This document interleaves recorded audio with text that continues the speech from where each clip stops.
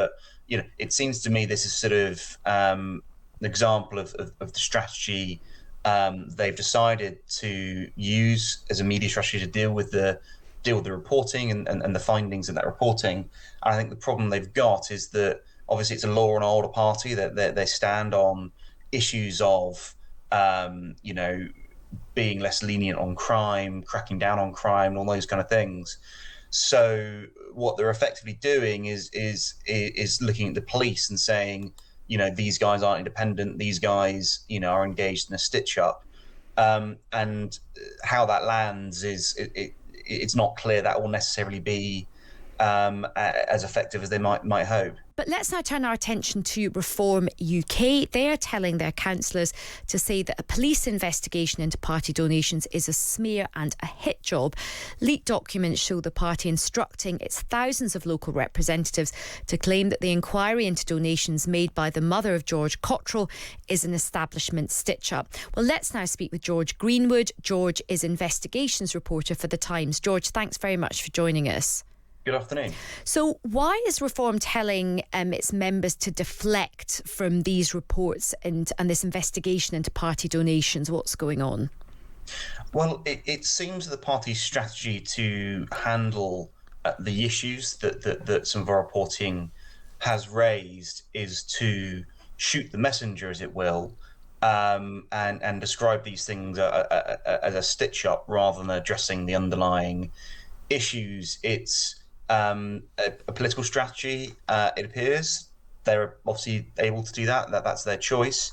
I think the problem for them is that the risk is that becomes, seen as how they operate, and that's the cost of taking that approach. But it seems to me this is sort of an example of the strategy they've decided to use as a media strategy to deal with the reporting and the findings of that reporting.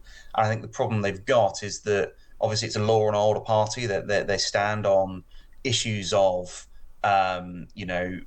being less lenient on crime, cracking down on crime, and all those kind of things. So what they're effectively doing is looking at the police and saying, these guys aren't independent. These guys, are engaged in a stitch up, and how that lands is it's not clear that will necessarily be as effective as they might hope. And just remind us, what is happening with this inquiry into Fiona Cotrol's donation to Reform UK? Yes, so the police have launched an investigation into these donations around whether those donations came from a permissible donor. That investigation's ongoing. It's been reported that both Fiona and George Cotrol, the son, we have been looking into on separate matters.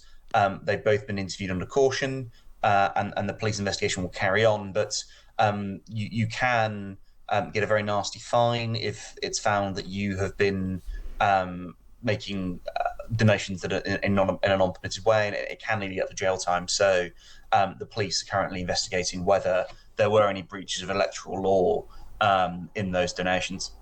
And just bring us up to date, George, with the latest news on George Cotrol, who of course is the son of Fiona Cotrol, very close to Nigel Farage. Yeah, so today we have a report that's online, will be in tomorrow's paper, around him writing to the NCA, claiming that he's concerned that information is leaked from his banking records. So these are warnings sent by banks about the activity of their clients, which go to the NCA, the National Britain's FBI, basically.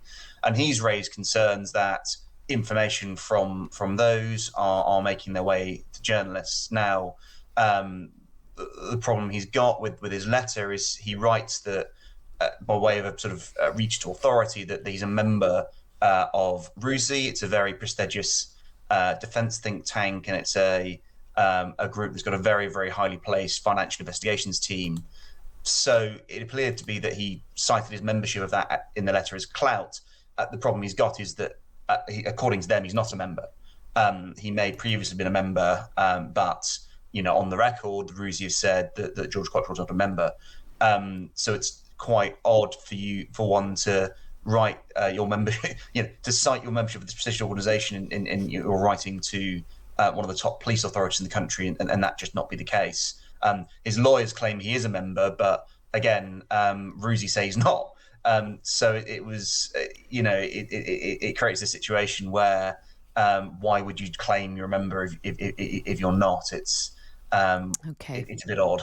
Well, the plot thickens. George, thanks very much for that update. That's George Greenwood, who is investigations reporter at The Times.